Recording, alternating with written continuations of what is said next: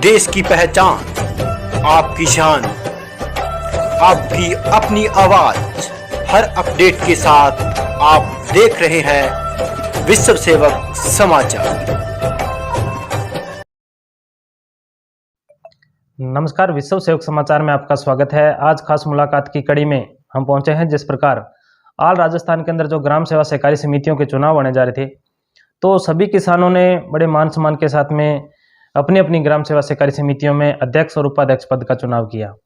अगर बात करते हैं ग्राम सेवा सहकारी समिति बागू का गांव, तो यहाँ से किसानों ने जिस प्रकार से अपना अध्यक्ष चुने हैं श्रीमान लतीफ़ खान जी, तो आज खास मुलाकात में इनसे बात करेंगे कि आप जिस प्रकार से ग्राम सेवा सहकारी समिति से काफ़ी समय से जुड़े हुए हैं और जनता ने भी आपको मान सम्मान दिया और अध्यक्ष पद पे हमेशा बरकरार रखा, तो अब की बार भी जनता ने आपको जिस प्रकार से यहाँ चुने गए हो आप, तो मुख्य रूप से क्या विकास कार्य रहेंगे आपके ग्राम सेवा सहकारी समिति और किसानों के प्रति आपके क्या मुद्दे रहेंगे?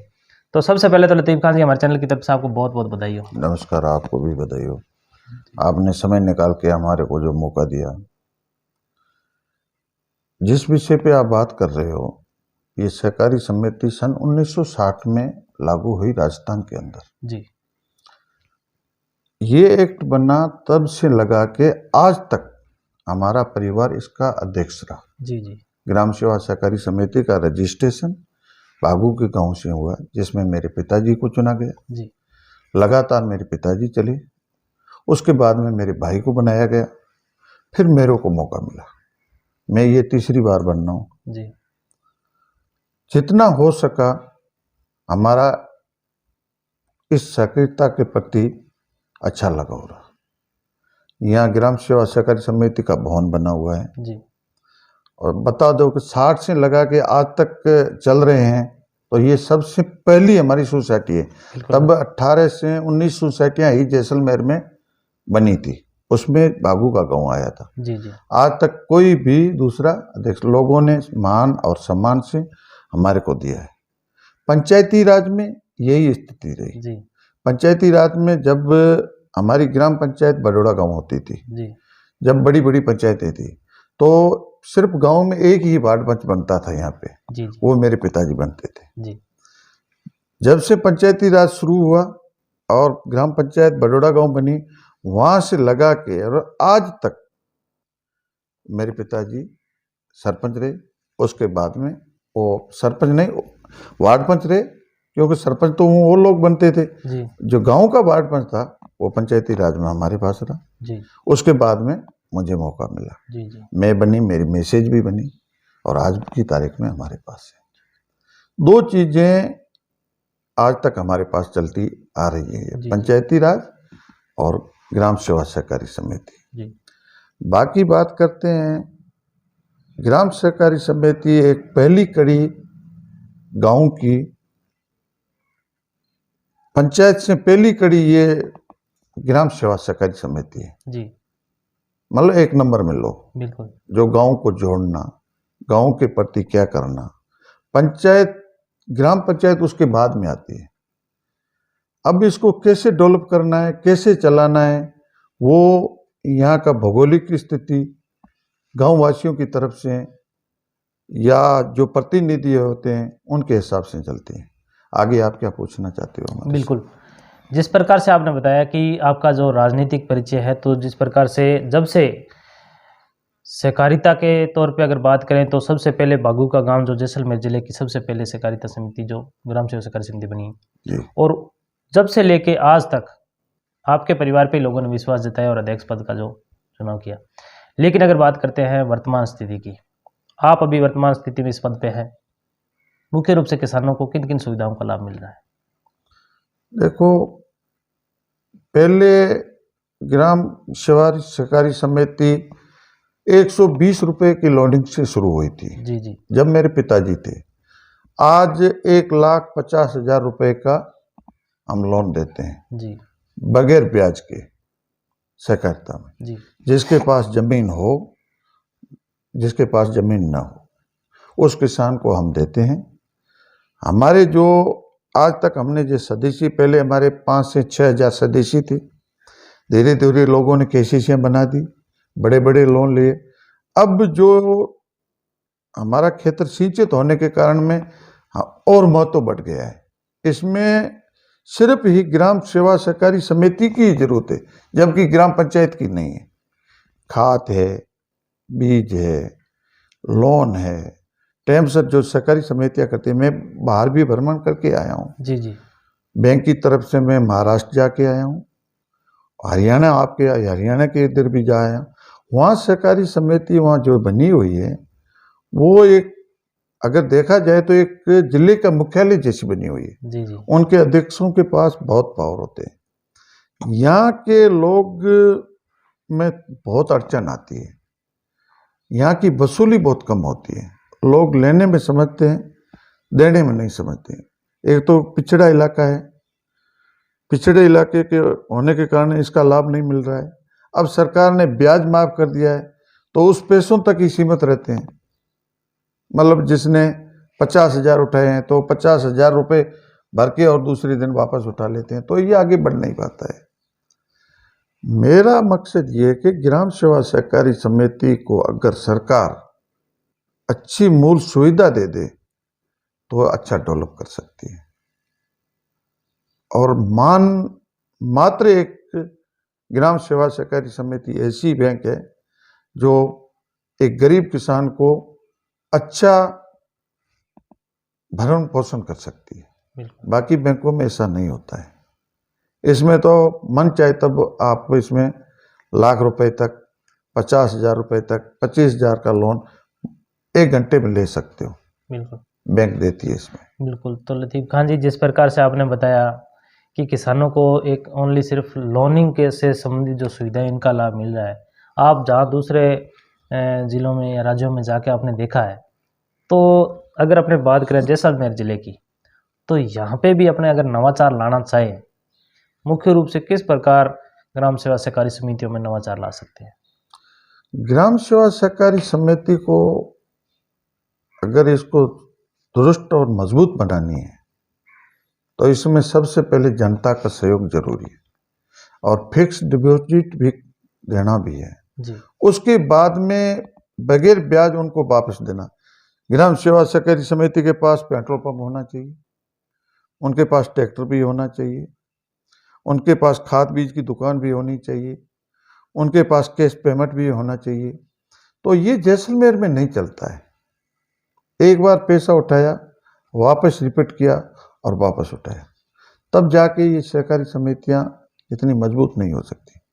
बाकी रही जो पुराने जितने भी सहकारी समितियां बने वो ही भवन बने, उसके बाद में आज तक कोई भवन नहीं बना जी। पुराने भवन जर्जर हो चुके हैं। जैसलमेर की स्थिति देखते हुए कोई अच्छी ऐसी ऑफिस नहीं बनी हुई है जो कोई अध्यक्ष चला सके, कर्मचारी चला सके, और व्यवस्थापक के ऊपर कोई बंदिश नहीं है, क्योंकि ये लोकल बॉडी में आता है। न तो इसका मालिक सरकार है और न ही समिति ओनली फॉर समिति में आवक हो और उसके ऊपर कोई वचनबद्ध कुछ चीज़ें हो तो आगे चल सकती है। अब समिति कितनी लॉसेस में और कितनी फायदे में, तो उसकी तनख्वाह बनती है, तो उसमें व्यवस्थापक भी काम अच्छे नहीं कर पाते हैं।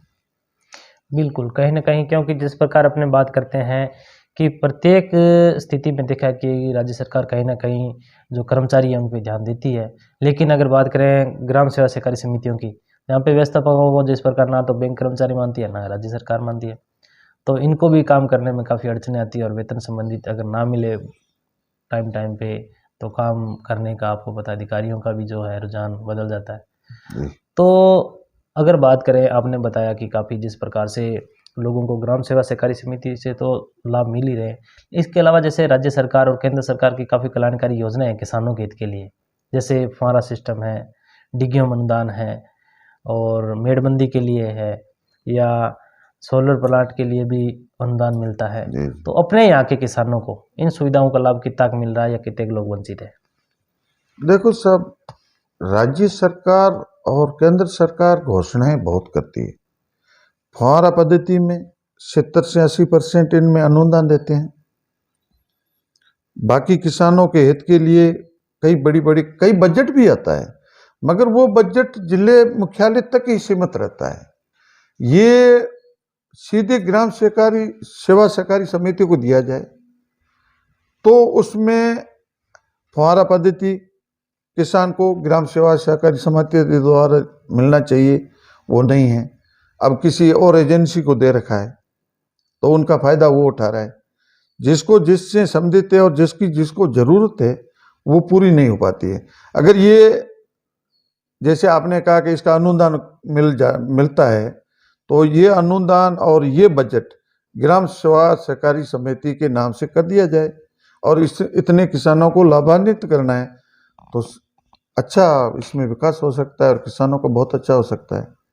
और ये डीलर हैं जिसने IAS का मार्का लगा के फलाने से फुहारा लोगे, उनका बिल दोगे तो आप फुहारा आपको इतनी सब्सिडी मिल जाएगी। एग्रीकल्चर जो कृषि विभाग है वो सहकारी समिति से कतराती है, वो भी उनसे दूर रहती है। कई चीजें ऐसी है।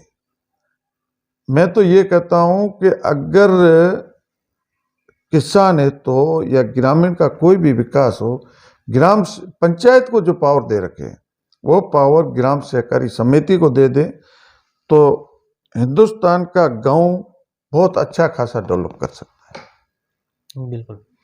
तो अगर अपने बात करते हैं, क्योंकि जिस प्रकार अगर बात करें आपके जो ये क्षेत्र है यहाँ पे सिंचाई पानी है उसकी काफ़ी कमी है, उसकी कमी को देखते हुए जो किसान है इनको अपनी खेती में क्या नवाचार लाना चाहिए ताकि इनकी आमदनी बढ़े?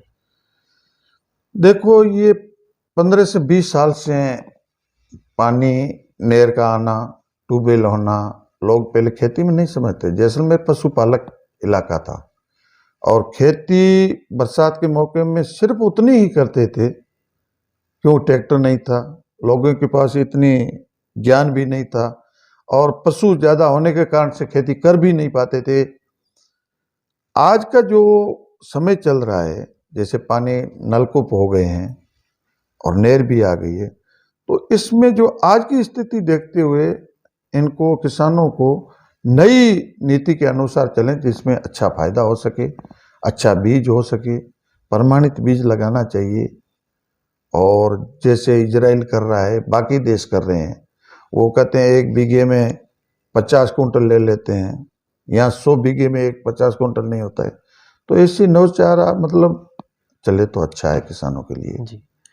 तो सर, जिस प्रकार बात करते हैं लतीफ़ खान जी, आपके परिवार पे हमेशा ग्राम सेवा सहकारी समिति के पद की बात करें या पंचायती राज की करें तो लोगों ने काफ़ी विश्वास जताया और अब की बार भी आपको यहाँ पे जिस प्रकार अध्यक्ष पद पे चुने गए हो, तो यहाँ के लोगों को और यहाँ के किसानों को क्या संदेश देना चाहते हो? मैं यहाँ के लोगों को ये संदेश देना चाहता हूँ, मैं जैसलमेर जिले को कह रहा हूँ, मेरी ग्राम सहकारी समिति के कारण नहीं है कि सेंट्रल कोऑपरेटिव बैंक ऐसी बैंक है वो सिर्फ किसानों के हित की बैंक है जी। बाकी जो कॉमर्शियल बैंक है वो कॉमर्शियल बैंक है एक बनिया की है, सेठ साहूकारों के लिए, किसानों की नहीं है। जितना भी किसान का पैसा है या मजदूर का पैसा है वो ग्राम सेवा सहकारी समिति या सेंट्रल कोऑपरेटिव बैंक से जुड़ा रहे और उसका डिपॉजिट है, उनके खाते हैं, उनके पैसे वहाँ हो तो किसानों को अच्छा लाभ हो सकता है। मगर लोग कॉमर्शियल बैंकों में जाते हैं, अपना डिपॉजिट वहाँ देते हैं, अपना खाता वहाँ लेन देन वहाँ करते हैं। जब सरकार से जो पैसा आता है, आज 3 करोड़ दे दिया तो 3 करोड़ बांटने के बाद में बैंक के पास पैसा नहीं बचता है और लेन देन शुरू हो जाए और इनके पास अच्छा डिपॉजिट हो जाए, बैंक का टर्न और अच्छा हो जाए तो अच्छे किसानों की अच्छी हो सकती है उन्नति। बिल्कुल बिल्कुल। तो ये थे हमारे साथ ग्राम सेवा सहकारी समिति भागू के गांव के नवनिर्वाचित अध्यक्ष, जिन्होंने बताया कि किसानों की कोई भी समस्या है तो उनका समाधान करने का प्रयास किया जाएगा और उनकी कोई मांग है तो वो भी शासन प्रशासन तक पहुंचाने की हमेशा आपकी जिम्मेदारी रहेगी। मैं किसानों के प्रति हमेशा तत्पर रहा हूँ, चाहे पानी की समस्या हो, चाहे खाद बीज की समस्या हो, जिले लेवल पे धरने पे बैठा हूँ और बड़े बड़े आंदोलन किए हैं, चाहे किसानों की किस्तों की बात हो, मुरबों की बात हो, इसमें हमने बहुत सहयोग किया है। हम धरने पे बैठे, अच्छे अच्छे समझौते भी करवाए। जिले के प्रति, किसानों के प्रति हमारा नाम भी किसान नेता ही रखा गया है। मेरी पहचान किसान नेता से ही होती है। बिल्कुल बिल्कुल। तो मैं तो यही कहता हूँ कि आज का युग खेती का हो गया है। जी जी। पढ़ाई का अलग बात है, बाकी सब धंधे फेल हो रहे हैं। लोग अगर ज़मीन में सोना उपजाना चाहते हैं तो मेरा ये रवैया है कि पानी का उपयोग करते हुए किसान को अच्छी आमदनी सिर्फ इसमें हो सकती है। जी। किसानों को मेरी ये सलाह है कि जो भी आप काम कर रहे हो वो खेती आज के युग के अनुसार करो, ताकि इनका आपको लाभ मिल सके। बिल्कुल। तो सर, हमारे चैनल में 10 मिनट टाइम देने के लिए बहुत बहुत धन्यवाद। मेहरबानी, आपकी बहुत बड़ी मेहरबानी। आपने जो हमारे को समय दिया, मैं आपका आभारी रहूँगा। आपने जो आवाज़ उठाई है, मैं आपका उसके लिए आभारी हूँ। हमारे गांव की तरफ से, जैसलमेर ज़िले की तरफ से आपको बहुत बहुत धन्यवाद। मेहरबानी।